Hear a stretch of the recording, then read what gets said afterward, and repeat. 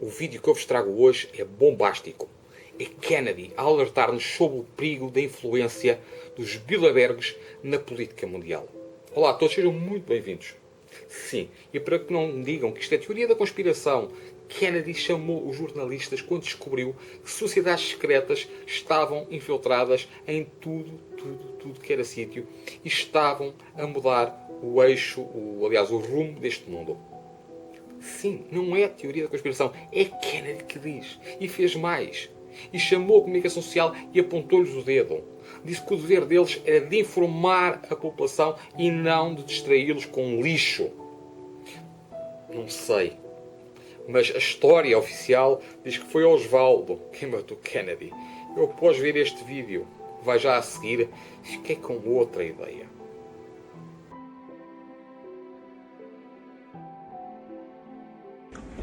Ladies and gentlemen, the very word secrecy is repugnant in a free and open society. And we are, as a people, inherently and historically opposed to secret societies, to secret oaths, and to secret proceedings.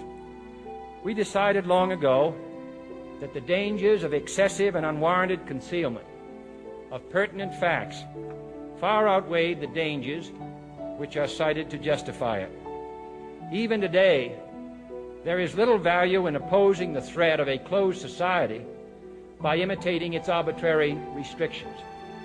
Even today, there is little value in ensuring the survival of our nation if our traditions do not survive with it.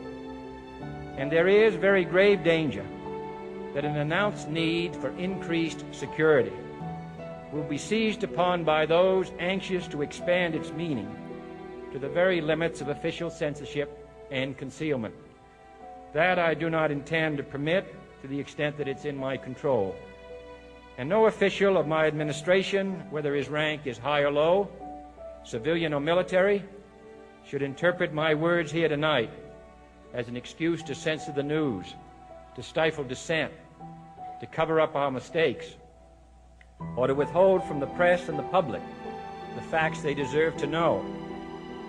For we are opposed around the world by a monolithic and ruthless conspiracy that relies primarily on covert means for expanding its sphere of influence, on infiltration instead of invasion, on subversion instead of elections, on intimidation instead of free choice, on guerrillas by night instead of armies by day. It is a system which has conscripted vast human and material resources into the building of a tightly knit, highly efficient machine that combines military, diplomatic, intelligence, economic, scientific, and political operations. Its preparations are concealed, not published. Its mistakes are buried, not headlined. Its dissenters are silenced, not praised. No expenditure is questioned, no rumor is printed, no secret is revealed. No president should fear public scrutiny of his program, for from that scrutiny comes understanding, and from that understanding comes support or opposition, and both are necessary.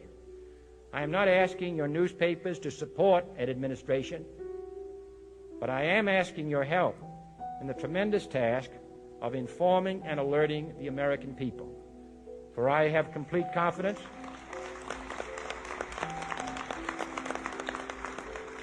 in the response and dedication of our citizens whenever they are fully informed. I not only could not stifle controversy among your readers, I welcome it. This administration intends to be candid about its errors.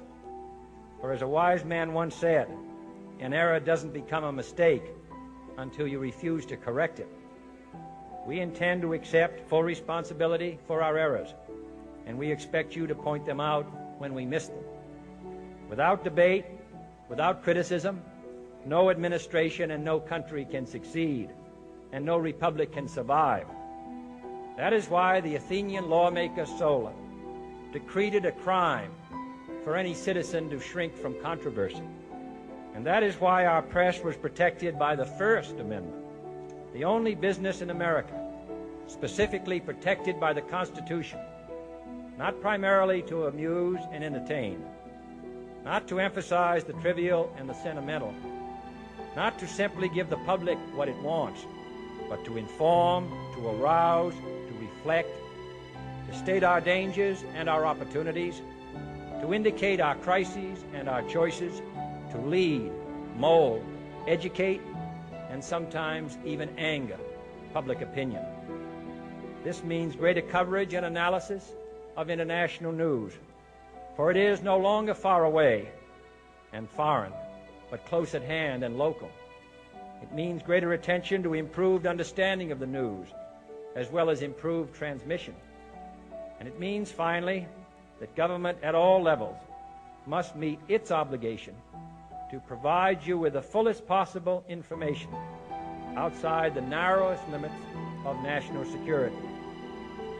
And so it is to the printing press, to the recorder of man's deeds, the keeper of his conscience, the courier of his news, that we look for strength and assistance, confident that with your help, man will be what he was born to be, free and independent.